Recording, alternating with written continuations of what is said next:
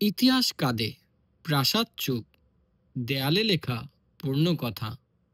রাজাদের গল্প আজও যেন ঘোরে বাতাসে, ভেসে ভেসে। আজ আমরা এসেছি এক অনন্য ইতিহাস ঘেরা স্থানে, নাটোর রাজবাড়ি।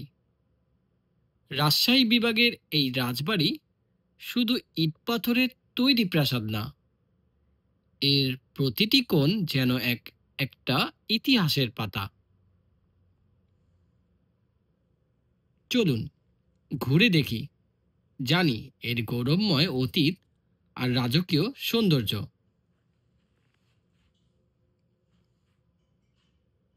নাটোর রাজবাড়ি তৈরি হয় প্রায় ১৭০০ সালের দিকে। এটি ছিল নাটোর জমিদারদের বসবাসের স্থান। তবে এই প্রাসাদ সবচেয়ে বেশি পরিচিত হয় রানী ভবানীর জন্য। রানী ভবানী ছিলেন বাংলার একজন প্রভাবশালী মহিলা জমিদার। অনেকেই তাকে ডাকতেন বাংলার জননী নামে। তিনি শুধু জমিদার ছিলেন না, ছিলেন একজন দানবীর ও সমাজসেবী। তার প্রতিষ্ঠিত বহু রাস্তা, মন্দির, ঘাট ও পুকুর আজও টিকে আছে, তার ঐতিহ্যের সাক্ষী হয়ে।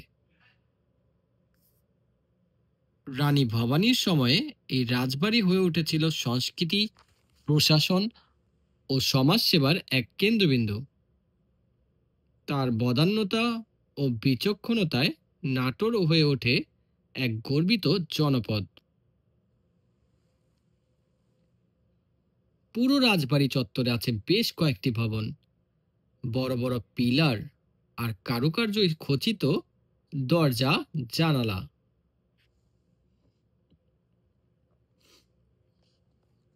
প্রতিটি স্থাপত্যে মোগল আর ইউরোপিয়ান ডিজাইনের এক দারুণ মিশ্রণ দেখা যায়। দেয়ালের অলঙ্করণ, ছাদের কারুকাজ আর দরজাগুলোর গাঁথুনিতে যেন আজও লুকিয়ে আছে রাজত্বের ছাপ। চারপাশে সবুজ বাগান, খোলা মাঠ, পুকুর আর শান্ত পরিবেশ। এখানে দাঁড়ালেই মনটা কিছুক্ষণের জন্য হারিয়ে যায় অন্য এক সময়ে। রাজবাড়ির মূল ফটক থেকে শুরু করে ভিতরের মূল প্রাসাদ পর্যন্ত প্রতিটি অংশেই দেখা যায় ইতিহাসের স্পর্শ। এখানে একবার এলে মনে হয় যেন কেউ সময়কে থামিয়ে রেখেছে। নাটোর রাজবাড়ি শুধু একটা প্রাসাদ নয়, এটা আমাদের অতীতের এক জীবন্ত দলিল। এই স্থাপনাটি মনে করিয়ে দেয় এক সময়ে আমাদের এই বাংলায় কি রাজকীয় ইতিহাস ছিল, কি বর্ণময় সংস্কৃতি ছিল। এই জায়গাটা শুধু ইতিহাস প্রেমীদের জন্য নয়, যারা প্রকৃতি ভালোবাসেন, শান্ত পরিবেশ খুঁজেন, তাদের কাছেও এটা এক আদর্শ ভ্রমণ গন্তব্য। হয়তো এই রাজবাড়ির ইট পাথরের মাঝে টের পাওয়া যায় হাজারো না বলা গল্প।